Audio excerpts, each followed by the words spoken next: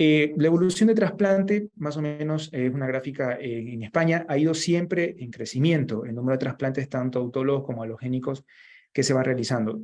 Si observamos esta gráfica, siempre se realizan más trasplantes autólogos en relación a trasplantes halogénicos. Y ha ido en crecimiento, excepto en el 2020, que fue, como todos sabemos, la época de la pandemia, que incluso no se dejaron de hacer trasplantes, pero no se dio ese crecimiento exponencial que existía en los otros años. ¿Por qué es importante ver esta curva para nosotros? Es importante porque en los países desarrollados más o menos tienen una tasa de trasplantes por cada 10 millones de habitantes de 350 trasplantes.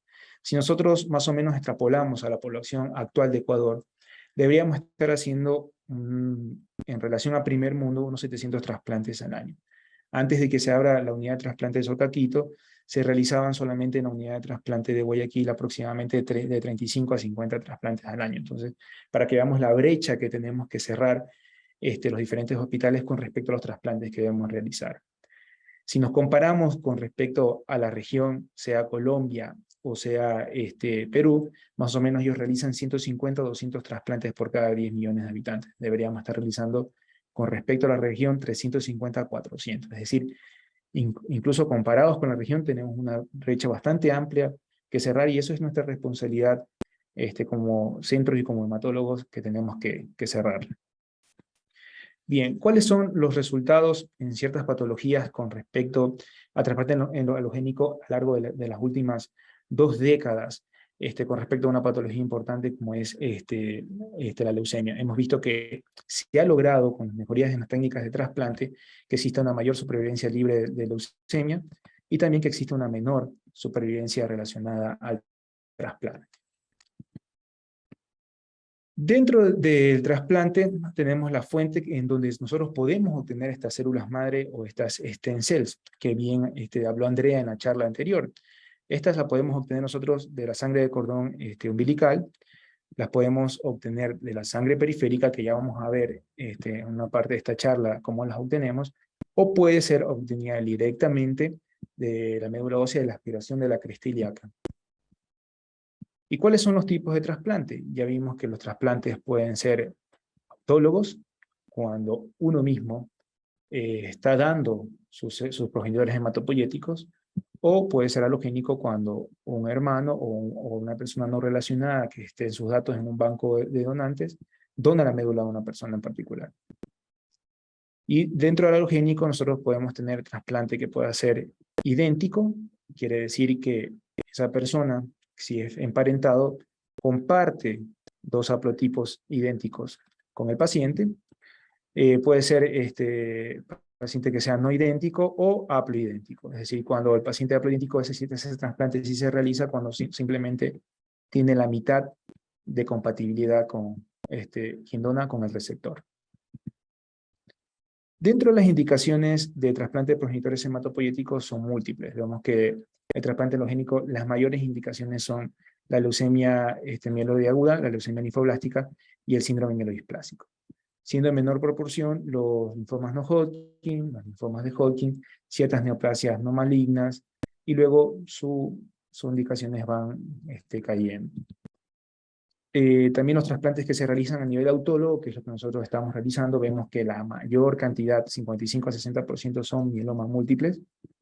Luego, en segundo lugar, están los linfomas no Hodgkin, los linfomas de Hodgkin, ¿sí? Y posteriormente tenemos, por ejemplo, los tumores sólidos como los linfomas testiculares de células germinales de alto riesgo, refractarios, otras displasias plasmáticas como por ejemplo la amiloidosis, la leucemia mieloide aguda que podemos consolidar en primera remisión, ¿sí? Y otras enfermedades no malignas, indicaciones por ejemplo en enfermedades autoinmunes que se hacen principalmente en Europa o en Estados Unidos, que trasplantan, por ejemplo, enfermedad de Crohn u otras enfermedades como la esclerosis múltiple. Con respecto, vamos a hablar un poco de las indicaciones de trasplante en mieloma múltiple. Ya sabemos desde hace décadas atrás que las dosis altas de melphalan, seguidas de un trasplante autólogo de progenitores hematopoyéticos, es prácticamente el gold estándar en los pacientes que son menores de 70 años, con diagnóstico reciente de mieloma múltiple. ¿Qué es lo que se vio antes de la época que nosotros tengamos los inhibidores de proteasomas y los nuevos IMiD? Se veía que había un aumento en la sobrevida libre de progresión, ¿sí? pero sin claros resultados sobre un aumento en la sobrevida global. Aún así, esto fue el estándar por muchos años. La pregunta que nosotros nos tenemos que hacer es ¿cuál es el rol actual de trasplante con las nuevas drogas y las nuevas tripletas y las nuevas cuadrupletas que existen en el tratamiento de mieloma? Y quiero mostrar esta gráfica que es importante. ¿Por qué? Porque es muy importante la enfermedad mínima residual que se alcance con los pacientes con mieloma, tanto en sobrevida libre de progresión como en sobrevida global. Entonces, respondiendo un poco a esa pregunta, sigue teniendo un rol importante el trasplante con las drogas actuales que tenemos y con los esquemas actuales que hay en el primer mundo. Y la respuesta es sí. Si vemos en este estudio en donde se hizo una inducción con bortezomib, lenalidomida y dexametasona, aquellos pacientes que recibieron trasplante, obviamente tenían una sobrevida libre de progresión mucho más amplia. Y no solamente eso, tenían una mayor tasa de respuestas completas y tenían una mayor cantidad de enfermedad mínima residual, que sí, ya vimos que la enfermedad mínima residual en mieloma es muy importante. Y también vemos que es muy importante también en la sobrevida libre de progresión. Y este beneficio se vio en todos los subgrupos, tanto en pacientes añosos, pacientes jóvenes, como en pacientes con una citogenética de riesgo adverso. Y nuevamente vemos lo que ya habíamos visto décadas atrás, cuando no existían estos nuevos tratamientos, que no hay un impacto en la sobrevida global. Existe también otro estudio con las nuevas drogas como carfilzomib, en donde los pacientes eran randomizados a recibir trasplante o simplemente continuar con 4 ciclos más del mismo tratamiento. Aunque no habían diferencias en la sobrevida global, lo que sí se presentaron es mayor cantidad de recaídas a aquellos pacientes que no se trasplantaban. Entonces, como hemos visto, el rol del trasplante sigue siendo primordial en el mieloma múltiple. Obviamente ha existido avances mucho más importantes con respecto al mantenimiento, con el mantenimiento de lenalidomida que profundiza en la enfermedad mínima residual, el mantenimiento con carfilzomib y lenalidomida, que incluso incrementa un 20% más estas respuestas, y el tratamiento con ixazonamida, que se ha visto que hay un impacto por primera vez quizás en los pacientes de alto riesgo citogénico. Bien, ¿qué es lo que nos espera un poco al futuro? Son las terapias un poco adaptadas al riesgo del paciente, ¿sí? Y también las terapias guiadas por enfermedad mínima residual. Con respecto al trasplante, se está viendo que se puede sugerir a los pacientes que tienen, a pesar de un trasplante, la enfermedad mínima residual positiva, un segundo trasplante en tándem para su consolidación. Ahora vamos a ver el rol del trasplante en los linfomas no-Hodgkin, principalmente en el difuso a grandes células B. Entonces, el primer estudio que analizó esto, que fue antes de la época que nosotros conocemos de la era rituximab, que decimos, como sabemos, la era rituximab dio un aumento del 15 al 20% de las tasas de curación en los linfomas no-Hodgkin. Este estudio es el estudio PhRMA, que fue la primera vez en 1995, que comparó quimioterapia sola en el salvataje de los pacientes que recaen a estos linfomas versus trasplante. Entonces, ¿por qué es importante el análisis? Si bien en la era rituximab podemos alcanzar altas tasas de remisión en estos tipos de linfoma y también tasas de curación, un 30-40% de estos pacientes van a recaer o van a ser refractarios. Entonces van a necesitar una segunda línea de tratamiento y una consolidación. Entonces ya desde el estudio PhRMA nosotros podíamos ver claramente, ¿sí?, que había una diferencia franca, una P bastante significativa en los eventos libres de enfermedad y también en la sobrevida global. En aquellos pacientes que se hacía una intensificación de su tratamiento en segunda línea y que se trasplantaban. Entonces, ahora en la época ya de rituximab, nosotros no tenemos todavía claro cuál de las segundas líneas es mejor, ¿sí? Pero lo que sí seguimos teniendo claro es que existe un beneficio en el trasplante. Podemos ver diferentes estudios que se han realizado con RRICE, con RDAP, con RGDP, ¿sí? Incluyendo el último estudio de OCHAR, rituximab. Y vemos que tenemos excelentes tasas de respuesta, ¿sí?, con sobrevidas que pueden llegar a 3 años de 42%.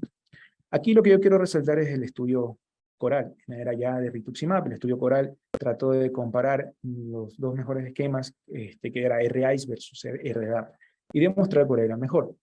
No logró demostrar en esa primera instancia que RDAP sea superior a RDAI, pero sí en las revisiones posteriores se observó que RDAP era superior en un 20% en los linfomas difusos grandes células B que eran centrogerminales. Bien, entonces seguimos con el linfoma difuso grandes células B. Este es el estudio coral, que es el que presentaba, que randomizaba a los pacientes a recibir RDAIS versus RDAP y trasplante. Lo que sí también este estudio randomizó a los pacientes a mantenimiento, que se demostró que no tenía utilidad en el difuso grandes células B. Estas son las mismas curvas que comparaban RDAP versus RDAIS. En esa primera instancia nosotros vemos que no existían diferencias en la población en general, pero sí había una diferencia en aquellos pacientes que eran centrogerminales. Y aquí, en aquellos pacientes que no habían recibido anteriormente en la terapia de inducción rituximab, se veían beneficiados de utilizar rituximab en la segunda línea. Bien, el linfoma de Mantle es parte de los linfomas no Hodgkin. Sabemos claramente el rol del trasplante. ¿Sí? En un inicio existieron estudios antes de que se descubriera el beneficio de la citarabina en la inducción en estos pacientes, pero en un inicio sí se descubrió con este estudio que le estoy presentando, que es que se randomizaba a los pacientes a recibir solamente quimioterapia o a recibir trasplante, y ahí demostró claramente su superioridad en sobrevida global. Posteriormente, el estudio inglés y el estudio alemán también demostraron en la época de rituximab el beneficio de trasplante en el linfoma del manto. Entonces, como podemos ver en estas imágenes, claramente en la sobrevida libre de eventos era superior, en la sobrevida global era superior a aquellos pacientes que se trasplantaban, y también en la sobrevida libre de progresión. Y este estudio es un estudio ya en la época rituximab, que es el estudio nórdico, en donde los pacientes recibían R-Masichok más altas dosis de citarabina, ¿sí? Más trasplante. Luego, en el manto, cabe señalar aquí que en el manto el grupo europeo fue el que demostró el beneficio de la citarabina en la inducción, y el estudio Lima fue el que demostró el beneficio en la sobrevida libre de progresión y la sobrevida global del mantenimiento con rituximab por 3 años. Bien, ¿cuál es el rol del trasplante en el linfoma folicular? En el linfoma folicular tenemos solamente un estudio que data hace muchos años, que incluso es de la época pre-rituximab, que es el estudio COP, que el estudio COP randomizaba a los pacientes a seguir con quimioterapia, a recibir altas dosis de quimioterapia y trasplante, purgadas y no purgadas. Y este estudio lo que demostró en estos pacientes, que tanto en la sobrevida libre de progresión como en la sobrevida global, había un beneficio importante en los pacientes con linfoma folicular que eran consolidados con trasplante en recaída. Entonces, este estudio, bueno, aunque no tenemos actualmente en la era rituximab estudios que sean randomizados y aleatorizados, pero este estudio nos permite consolidar a los pacientes en segunda línea con linfoma folicular, sobre todo aquellos que no alcanzan la PO24, que tienen recaídas precoces, o aquellos que se han transformado en difuso de grandes células B. También existe este estudio ya en la era rituximab, en donde randomizó a los pacientes a recibir trasplante y a recibir mantenimiento o no a recibir mantenimiento, donde demostró el beneficio que existía en la sobrevida de libre progresión del mantenimiento en folicular post-trasplante. Viendo las curvas, vemos que los pacientes que recibieron trasplante y purga tienen una sobrevida libre de progresión superior. Y con respecto al linfoma de Hodgkin. El linfoma de Hodgkin sabemos que en la recaída uno de los tratamientos es estándar realizar trasplante en los pacientes que son quimiosensibles. Y las recomendaciones internacionales es que no se realiza en primera remisión completa, sí se realiza en recaída en el paciente que es quimiosensible, o incluso en una segunda recaída que sea quimiosensible, con un nivel de evidencia 1, y en enfermedad refractaria la podemos considerar como opción clínica dependiendo de los centros con un nivel de evidencia 2. ¿Y por qué esto es importante recalcar? Porque si bien observamos que la sobrevida a 5 años es bastante importante, 75%, pero incluso el trasplante en la enfermedad refractaria podemos ver que la sobrevida a 5 años es de 30 a 36%, que no es un resultado marginal. Pero ¿qué es lo importante aquí recalcar? Que incluso los pacientes que son trasplantados y que probablemente una mitad de estos pacientes lo logremos curar, la mitad de estos pacientes pueden recaer a pesar de haberlos trasplantado. Y vamos a ver posteriormente las estrategias que se pueden tomar con eso. Entonces, tenemos aquí el estudio que publicó Lancet en el 2002, en donde se randomizaba a los pacientes ¿sí? a recibir trasplante o solamente a recibir quimioterapia. Y donde se demostró el beneficio del trasplante en el Hodgkin. No se vio un aumento radical en la sobrevida global, quizás porque por las buenas respuestas que tiene este linfoma a las terapias de segunda línea. Lo mismo vemos en esta curva, el tiempo al fallo de tratamiento es superior en aquellos pacientes que recibían trasplante y también las recaídas tardías como las recaídas precoces. Bien, en este estudio, ya en una época un poco más moderna, lo que se hizo fue randomizar a los pacientes a recibir MAI o a recibir trasplante. Y vemos que los pacientes que recibieron trasplante tuvieron una curva de sobrevida, tanto de sobrevida como sobrevida libre de progresión, bastante importante y bastante superior a aquellos que no recibieron trasplante. Entonces, como vemos, existe un rol muy importante en el linfoma de Hodgkin de trasplante, pero tenemos una población de pacientes que, por ejemplo, son refractarios al tratamiento o tienen recaída precoz de menos de 2 meses, tienen enfermedad extranodal o síntomas B, ¿sí? O todavía tienen algo de enfermedad residual o activa después del trasplante. Entonces, esos son los pacientes que tienen un alto riesgo de recaída a pesar de trasplantados. Y son aquellos que lo que tenemos que tomar estrategias. Ya existen estudios con respecto a brentuximab, ¿sí? En mantenimiento y con pembrolizumab. Y existen ciertos centros que han estudiado la posibilidad de un tándem en el Hodgkin, pero sin un real impacto en los outcomes de los pacientes, en las sobrevidas de los pacientes. Otros linfomas que podemos trasplantar, entre las opciones están los linfomas T, periféricos, en aquellos sobre todo que tienen un IP alto, podemos considerarlos para trasplante. También los linfomas sistema nervioso central, ya lo ha demostrado el estudio italiano, ¿sí? De Ferrari. También lo ha demostrado el beneficio del trasplante, el estudio de Matrix. Bien, ahora vamos a hablar un poco de lo que son las etapas de trasplante. Me voy a enfocar en las etapas de trasplantes que no fueron tomadas en cuenta en el día de ayer.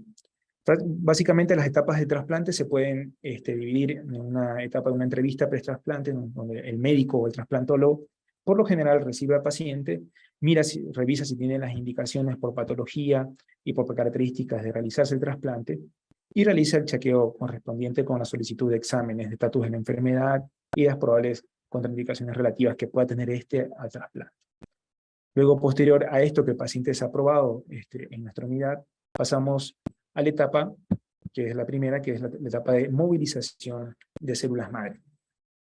Entonces, aquí si bien ya explicó un poco las funciones de las células madre Andrea en la charla anterior, ya les explicó las características de esta célula madre. Entonces, esta célula madre, ¿sí? Que va a ser multipotente, que ella va a ser capaz de producir todo un tejido, que tiene la capacidad de autorrenovarse, es decir, de perpetuarse, y la capacidad de proliferar, de dividirse. Entonces, ella va a estar en la médula ósea, pero no va a estar solita. Ella la va a estar rodeando todo un estroma. ¿Sí? ¿Cómo podríamos entender de una manera fácil esto? Es como nosotros estamos en nuestra casa. En nuestra casa tenemos todas las comodidades para quedarnos ahí. Tenemos nuestro sillón, nuestro televisor, nuestra comida.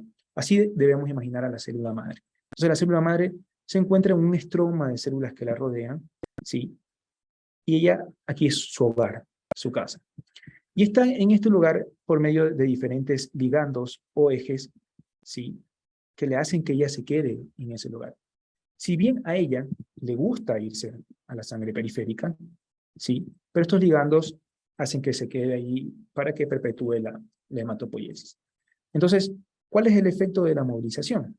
Es tratar de romper estos ligandos para que la célula madre vaya en una mayor cantidad de la que está normalmente a la sangre periférica. Entonces, siguiendo el ejemplo que uno está en su casa, cómodo, en su hogar, ¿sí? A la mayoría de nosotros nos gusta salir a la calle o nos gusta ir a trabajar, sí, pero obviamente preferimos estar en nuestras casas, eso es obvio.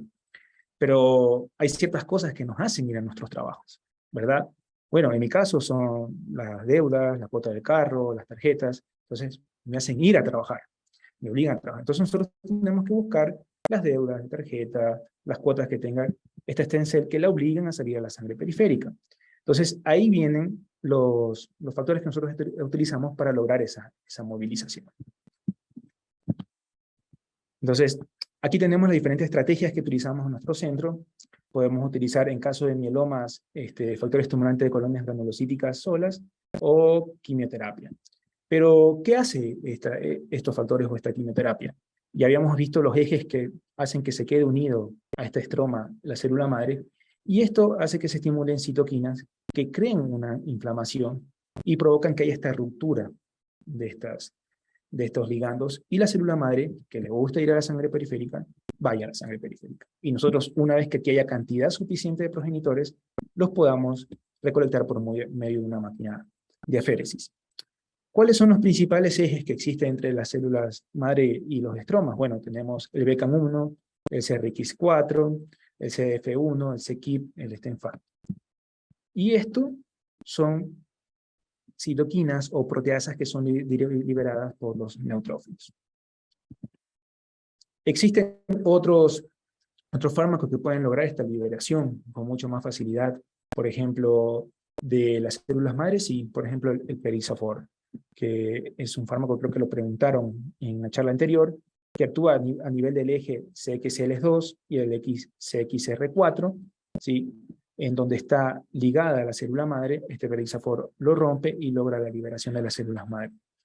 El Perisafor por lo general comienza a actuar entre las 6 y 9 horas, ¿sí? Con un pico máximo entre las 9 y 10 horas, aunque incluso nuevas guías y nuevos centros ya están realizando la aféresis a partir de las 3-4 horas de la colocación de Perisafor para lograr una mejor recolección de las células madre. Entonces, aquí vemos un resumen de cómo nuestra fábrica de la sangre está constituida normalmente con una célula madre y unos estromas, una célula madre que está ligada al estroma con los diferentes ejes y ligandos, y cómo se da la movilización. Por lo general, con factores colonias estimulantes, la movilización es de 4 a 5 días, incluso puede llegar hasta 6 días si no logramos colectar lo suficiente.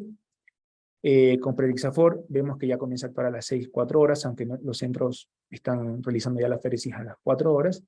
Y existen nuevos agentes movilizadores que actúan sobre otros ejes diferentes, como los agentes que son los BLK4, que todavía están en estudio. Bien, entonces una vez que nosotros hemos logrado que esas células madres salgan de su casa y vayan a la sangre periférica en una cantidad suficiente, como vimos en la charla de Andrea, nos permitimos cuantificar la célula CD34. Si estas se encuentran en una cantidad suficiente, procedemos a lo que es la leucoféresis, que corresponde a conectar al paciente por medio de un catéter de gran calibre que nos permite un flujo adecuado, recolectar a las células madre, que pueden ser criopreservadas, ¿sí? O llevadas a refrigeración entre -2 y -6 grados para un trasplante en fresco, o criopreservación para un trasplante posterior, que por lo general utilizamos esa estrategia de criopreservación en los linfomas. Bien, algo que sí voy yo un poco a ahondar es el tema del acondicionamiento. El acondicionamiento es simplemente que la combinación de agentes quimioterapéuticos, ¿sí? A altas dosis, ¿sí? A bastantes altas dosis, que quizás pueda superar el umbral que pueda tolerar nuestra fábrica de la sangre y ciertas células. Y por eso, en el caso del trasplante autólogo, nosotros necesitamos rescatar a estos pacientes con progenitores hematopoiéticos propios, con células madre propias. Entonces, ¿cuáles son los objetivos de este acondicionamiento?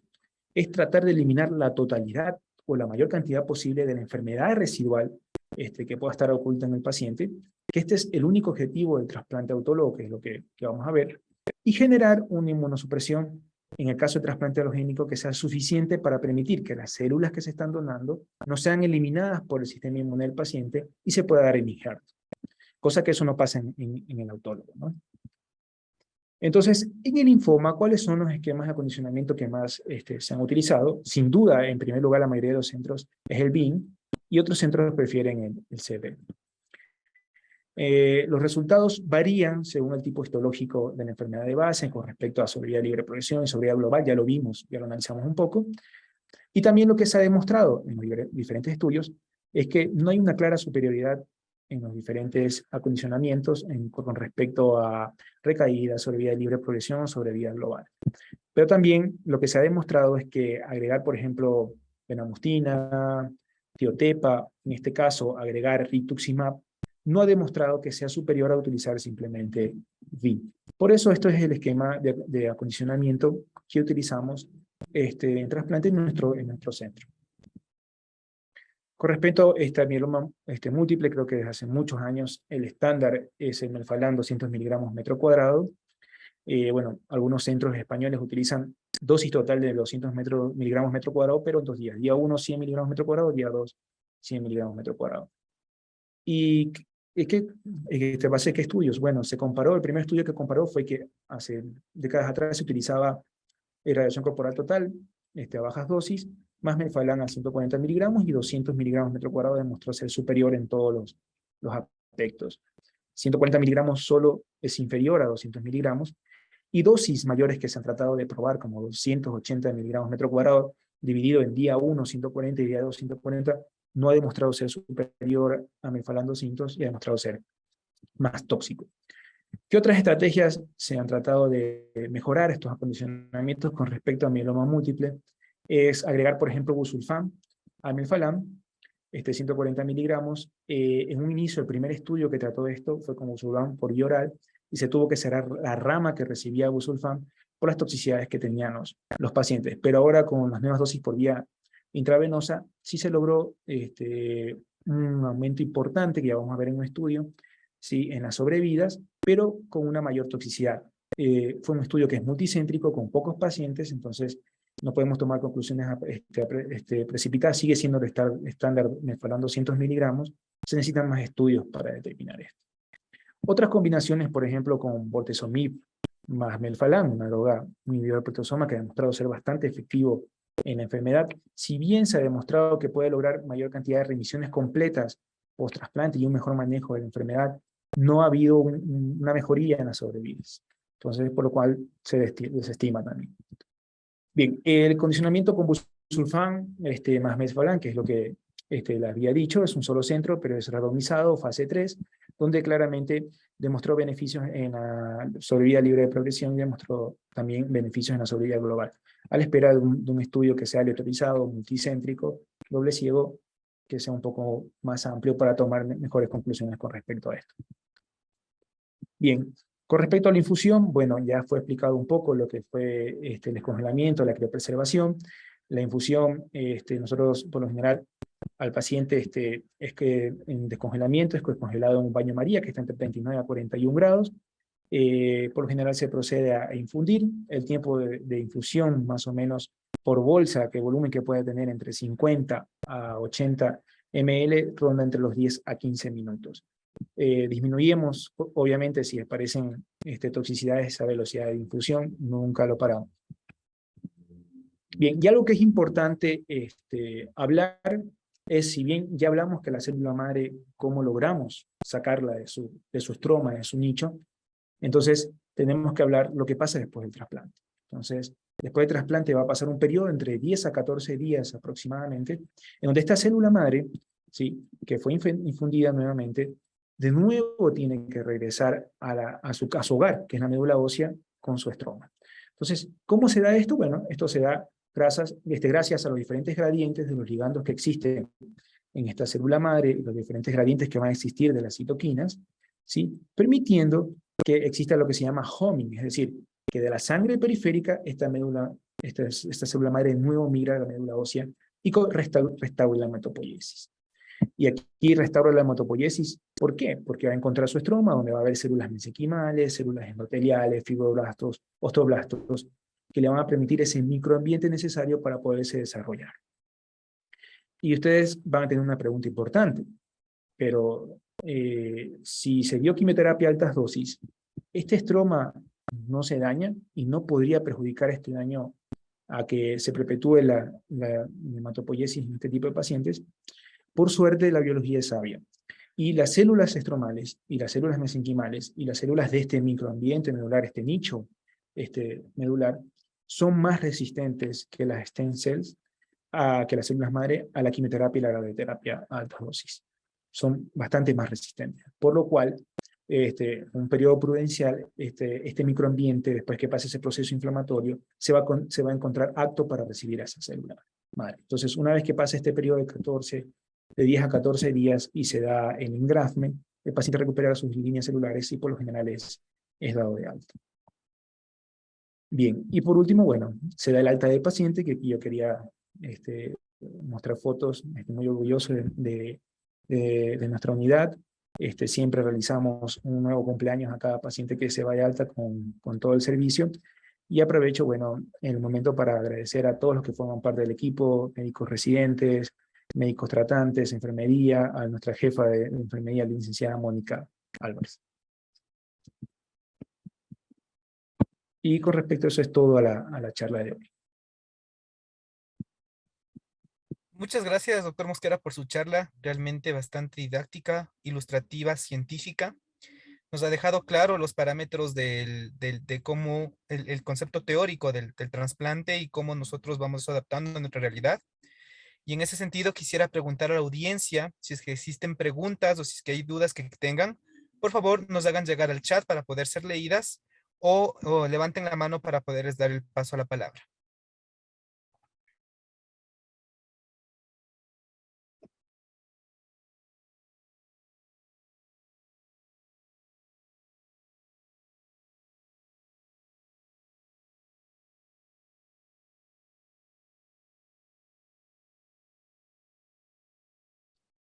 Bien, hasta que se anima un poco a preguntar, o si no, no hay preguntas, bueno, quisiera adelantar un poquito de la charla que va a dar el día de mañana Rafael, que son los resultados que hemos obtenido en nuestra unidad y lo que nos espera en las perspectivas.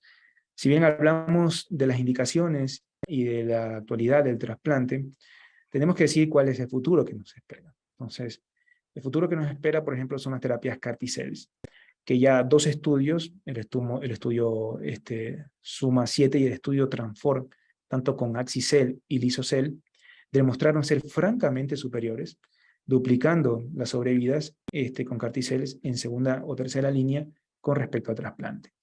Sí, también, bueno, actualmente se encuentran estudios las CAR-T-cells para patologías como el mieloma múltiple, y ese es el camino. O sea, el camino es iniciar con este trasplante autólogo, ir a trasplante alogénico, haploidéntico y luego ir a lo que llamamos a la terapia celular.